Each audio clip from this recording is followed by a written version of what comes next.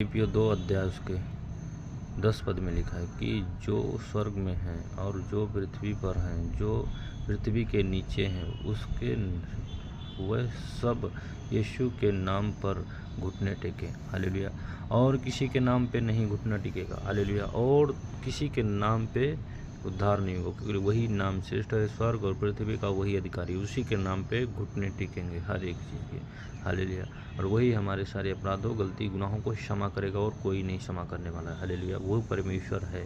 धन्यवाद करता हूँ परमेश्वर जी, तुम सबको बुद्धि और ज्ञान दिलों में बढ़ाता जा परमेश्वर। यीशु मसीह के नाम से भी परमेश्वर तुम्हें ब्लेस कर, आशीष दे, और हम सब तुझ में बढ़ते जाएं और तेरे नाम पे ही घुटने टेके यीशु के नाम से। धन्यवाद करता हूँ परमेश्वर जी, तू सदा सुनता है अपने बच्चे, अपने बेटे बेटे, अपने दासों की। धन्यवाद करता हूँ प्रभु, तूने मेरी प्रार्थनाओं को सदा सुनता है। आज भी सुन, और जिन बहन बेटियों ने, बच्चों ने देखा, उन सबको भी आशीष दे।